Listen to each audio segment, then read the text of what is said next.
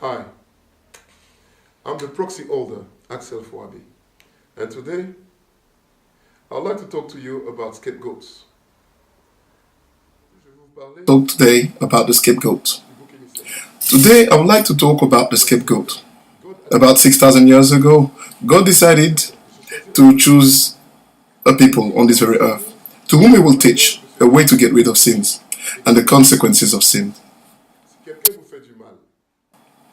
When someone do you wrong and steals something from you, it is a sin, but the trust is broken too, as a consequence of that sin.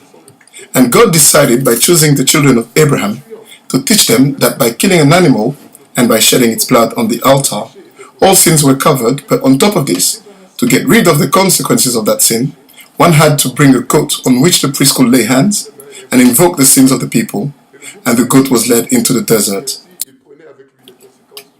and therefore was taking away all the consequences of sin. Thus, sins and its consequences had magically disappeared. I would like to suggest to you, and what if there was no scapegoat in our lives? And what if by pure magic, by pure grace, just like that, by simple magic, He came Himself to remove all other scapegoats in our life? It become the scapegoat by excellence, the perfect scapegoat. You have no one else to blame, no one to turn to and say, you are to blame for my failures. My father and my mother did not give me a good start at life. They're responsible for my failures. My parents were poor. Poverty is to blame for my demeanor. I grew up in a war zone. War is to blame. And what if God magically remove all the scapegoats? There will only be you and the person in front of you in the mirror. La seule chose qui reste alors, c'est vous et la personne qui est en face de vous dans le miroir. Vous savez, sur la terre, You know, on this planet, when you want to become someone, you have to enter specific circles.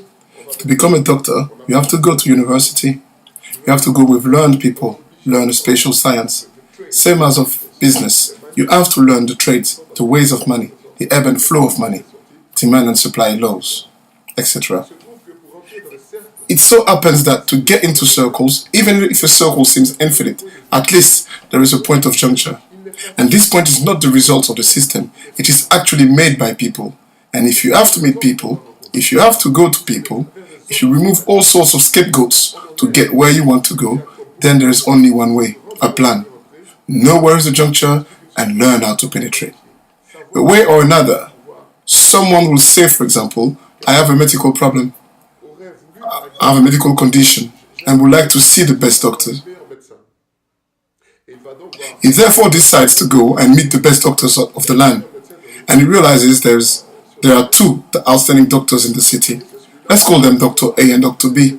So he goes to Dr. A and says, I heard you are an outstanding doctor, and with my problem, I know you are the only one who can help me.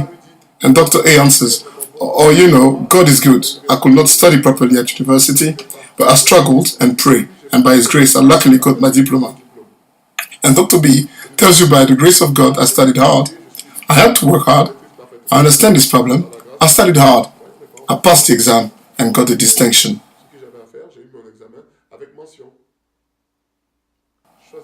Who would you choose to operate on you?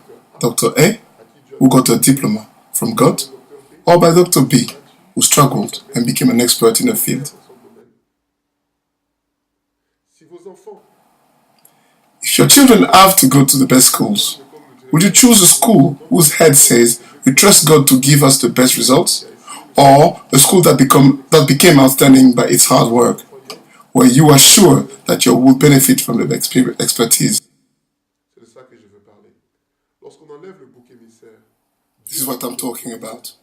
Once you remove all scapegoats, even God is no more a scapegoat, as many still treat God as a scapegoat today. And what if, I would suggest, God comes and, as the excellent scapegoat, removes all negative consequences of the past, and now you only have the present and the person in front of you in the mirror? What would you do?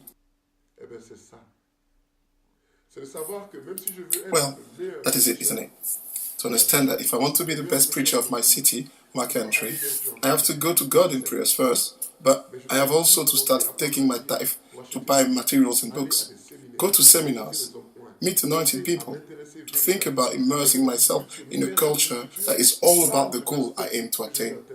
put my eyes on the target, and inexorably move forward, and not to let anything distract me from this goal.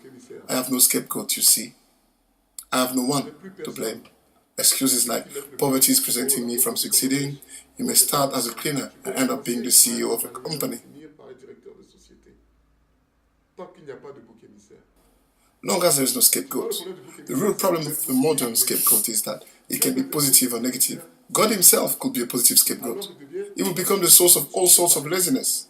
Oh, I'm counting on God to help me on this and that. That is not God. Or even negative scapegoats like, I have an handicap. Everyone has an handicap. Some are tall, some are short, some are thin, some are fat, some are poor, and some are rich. Everyone is born with something they did not decide, but could validly call it a scapegoat.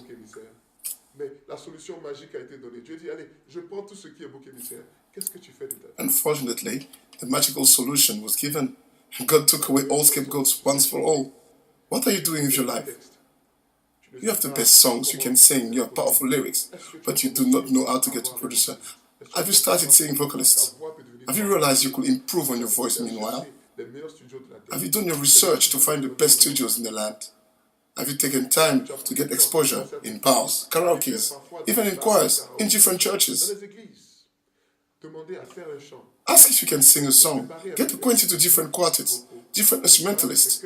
You cannot just sit around and say, I'm waiting on God to.